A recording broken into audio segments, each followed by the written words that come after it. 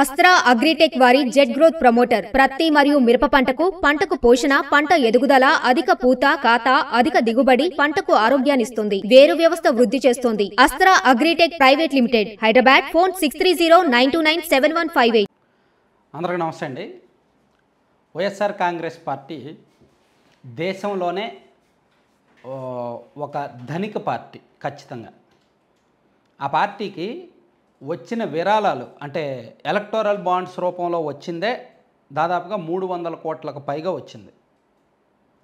Electoral bonds అంటే అఫీషియల్గా వచ్చిన విరాళాలు. అన్అఫీషియల్గా ఇంకా బోల్డ్ ఉంటాయి.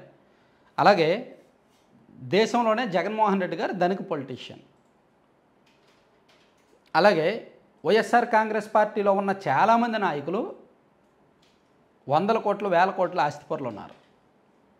ఆ పార్టీ అనుకుంటే వరద బాధితులకు 5 కోట్లో 10 కోట్లో ఇవ్వచ్చు.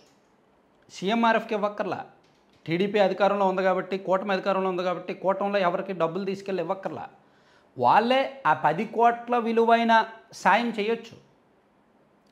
ఇప్పుడు మా ఎస్సీ, నా బీసీ, నా బీసీ, నా ఎస్సీ, నా మైనారిటీ అంటారు కదా. ఆ విజయవాడ నగరంలో కొన్ని కాలనీలు దత్తత తీసుకోవచ్చు. ఆ కాలనీల్లో రోడ్లు వేయొచ్చు, ఇల్లు కట్టించవచ్చు. వైఎస్ఆర్సీపీ కాలనీ అని పేర్లైనా పెట్టుకోవచ్చు, మీ ఇష్టం. అది మీరు మీ సొంత డబ్బులతో చేసినప్పుడు మీరు ఏదైనా చేసుకోవచ్చు. సో వరద బాధితుల్లో చాలామంది కార్పొరేట్ శక్తులు, కార్పొరేట్ బిజినెస్ మ్యాన్లు వాళ్ళందరూ ఏం చేస్తుంటారంటే కొన్ని ఏరియాస్ దత్తత తీసుకొని అక్కడ కాలనీలు కడుతుంటారు, రోడ్లు వేస్తుంటారు. సో వైఎస్ఆర్ కాంగ్రెస్ పార్టీకి ఓపుకుంటే ఏమైనా చేయొచ్చు. 5 కోట్లైనా పెట్టవచ్చు, 10 కోట్లైనా పెట్టవచ్చు. వాళ్ళకు ఉంది, ఓపిక కూడా ఉంది. ఎందుకంటే ఆ పార్టీలో ధనికులు ఉన్నారు. కానీ ₹1 విరాళం ఇవ్వడం ఏంటండి? ₹1 విరాళం తక్కువే కదా. అంటే నేను ₹1 విరాళం ఇవ్వడాన్ని ఎందుకు తక్కువ పడుతున్నానంటే ఆ పార్టీ ఫైనాన్షియల్ హిస్టరీ అటువంటిది. ఏమండి ఆ పార్టీలో ఎంతమంది ఉన్నారండి అసలు? అంటే నేను మళ్ళీ పేర్లు చెప్తే ఫీల్ అవుతారు కానీ చాలామంది ఉన్నారు. గత ఐదేళ్లలో అధికారంలో ఉన్నప్పుడు విపరీతంగా సంపాదించారు.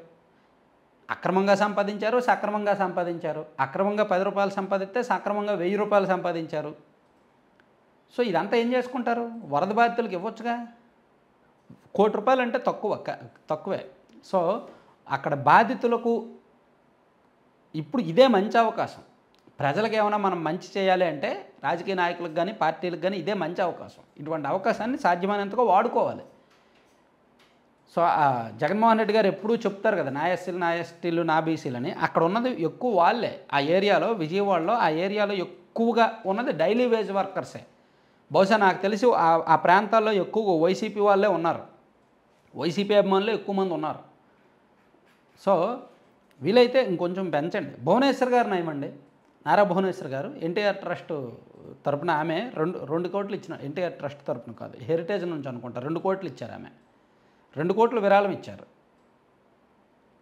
ఒక సాధారణ కంపెనీ హెరిటేజ్ అనేది. జగన్మోహన్ రెడ్డి గారి సిమెంట్ కంపెనీయో లేదంటే జగన్మోహన్ రెడ్డి గారి పవర్ ప్రాజెక్ట్సో జగన్మోహన్ రెడ్డి గారి పేపర్తోనూ పోలిస్తే హెరిటేజ్ విలువ చాలా తక్కువ. జగన్మోహన్ రెడ్డి గారి కంపెనీల టర్నోవర్తో పోలిస్తే వాళ్ళ కంపెనీ టర్నోవర్ ₹1000 ఉంటే వీళ్ళ కంపెనీ టర్నోవర్ ₹100 ఉంటుంది. జగన్మోహన్ రెడ్డి గారు ప్లస్ ఆ ఫ్యామిలీ మెంబర్స్ దాదాపుగా 43 కంపెనీల్లో పార్ట్నర్షిప్ ఉంది. వీళ్ళకు ఉన్న ఏకైక బిజినెస్ హెరిటేజ్ మాత్రమే. ఇంకో బిజినెస్లు ఏమీ లేవు. ఇంక దేనిలో కూడా డైరెక్టర్స్గా లేరు. కావాలంటే మీరు వాళ్ళ పేర్లు కొట్టండి, వాళ్ళు ఏ కంపెనీల్లో డైరెక్టర్. నేను ఇది చెక్ చేసే చెప్తున్నా, మీరు కూడా చెక్ చేయడానికి జస్ట్ గూగుల్లో వాళ్ళ పేర్లు కొడితే చాలు. లేదా జుబెర్ కార్ప్ అని ఒకటి ఉంటుంది, మీకు చెప్తాను ఉండండి. జుబెర్ కార్ప్ అని ఒకటి ఉంటుంది అన్నమాట. అందులో మీరు ఎవరెవరు ఏ కంపెనీల్లో డైరెక్టర్లుగా ఉన్నారు అనేది ZAUBACORP.com ZAUBACORP.com ఆ వెబ్సైట్లోకి వెళ్ళి మీరు ఎవరి పేరైనా సెర్చ్ చేస్తే మీకు ఎవరి పేరు మీద డౌట్ ఉంటే వాళ్ళ పేరు సెర్చ్ చేస్తే వాళ్ళు ఏ కంపెనీల్లో బోర్డ్ ఆఫ్ డైరెక్టర్స్గా ఉన్నారు, లేదా డైరెక్టర్స్గా ఉన్నారు, లేదా ఎండీలుగా ఉన్నారు అనేది వస్తుంది. సో ఇలా మనం చూస్తే జగన్మోహన్ రెడ్డి గారి ఫ్యామిలీ మెంబర్స్ దాదాపుగా 40కి పైగా కంపెనీల్లో డైరెక్టర్స్గా ఉన్నారు. కానీ నారా వాళ్ళ ఫ్యామిలీ మెంబర్సు నేను అందరినీ చెప్తున్నా, భువనేశ్వర్ గారు అయితే ఒక కంపెనీలోనే ఉన్నారు, బ్రాహ్మణి గారు 2 కంపెనీల్లో ఉన్నారు. ఇలా వీళ్ళు మొత్తం అంటే ఇవన్నీ బిలాంగ్స్ టు హెరిటేజ్ ఓన్లీ. రకరకాల కంపెనీలు బై ప్రొడక్ట్స్కి సంబంధించిన కంపెనీలు 5 కంపెనీల్లో ఉన్నారు. సో వాళ్ళ కంపెనీల టర్నోవర్స్ చెప్పాను కదా, 1000 రూపాయలు ఉంటే వీళ్ళు 100 రూపాయలే. సో అలా కంపేర్ చేసుకుంటే వీళ్ళు 2 కోట్లు ఇచ్చారు, కానీ వాళ్ళు ఎందుకో 1 కోటి రూపాయలు. అంటే నాకు అంటే ఈ ప్రభుత్వం మీద ఇష్టం లేకనో, లేదంటే ఏదో ఇవ్వాలి బలవంతంగా, ఇవ్వకపోతే జనం ఏమనుకుంటారో, తిట్టుకుంటారేమో, మళ్ళీ మాట పడతామేమో అని అనుకొని ఇవ్వడం తప్ప, లేకపోతే ఏమండి వైసీపీలో ఉన్న కార్యకర్తలు తలా 100 రూపాయలు వేసుకుంటే చాలండి. వైసీపీలో ఉన్న కార్యకర్తలు ఉంటారుగా, లక్షలాది మంది కార్యకర్తలు ఉంటారుగా, ఈజీగా ఒక 10 లక్షల మంది కార్యకర్తలు ఉంటారా వైసీపీకి? ఉంటారు. అందులో తలా 100 రూపాయలు వేసుకుంటే చాలు, మనిషి 100 రూపాయలు చాలు. మరి ఎందుకని ఆ పార్టీ అలా ఆలోచించడం? అంటే 1 కోటి రూపాయలు ఇవ్వడం నేనేదో విమర్శిస్తున్నానని కాదు, మీరే ఒకసారి ఆత్మవిమర్శ చేసుకోవాలి. మీరేమో ఆత్మవిమర్శ చేసుకోరు, అదే బాధ. ఆత్మవిమర్శ చేసుకుంటే ఎదుటివాడు ఎవడు మిమ్మల్ని టార్గెట్ చేయడు, ఎదుటివాడు ఎవడు మిమ్మల్ని విమర్శించడు. ఆత్మవిమర్శ చేసుకోవడం ముఖ్యం మనకి. అరే 1 కోటి రూపాయలు ఇస్తున్నాము, దీనివల్ల ఏమైనా లాభమా నష్టమా, ఎవరు ఏమనుకుంటారు, తక్కువేమో అని మీకు మీరు ఆలోచించాలి, రివ్యూ చేయాలి. కానీ అలా కాకుండా ఆయనేమో ఇస్తామని చెప్పడం, వీళ్ళేమో అదే గొప్ప అన్నట్టు ప్రకటించడం.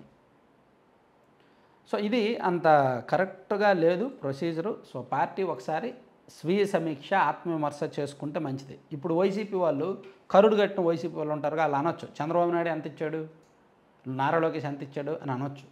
వాళ్ళు ఆల్రెడీ అధికారంలో ఉన్నారు, పవర్లో ఉన్నారు. సో వాళ్ళు ఇస్తారు లేదా ఇప్పిస్తారు, వాళ్ళు చేయాల్సింది వాళ్ళు చేస్తున్నారు. వాళ్ళతో కంపేర్ చేసుకోవాల్సిన అవసరం లేదు. ఇవ్వాలి అంటే మీరు ఇచ్చేయచ్చు, అంటే వేరే వాళ్ళతో కంపేర్ చేసుకోవాల్సిన అవసరమే లేదు. సో ఇవ్వడం వల్ల మీకే కదా క్రెడిట్, మీకే కదా మంచి పేరు. Thank you.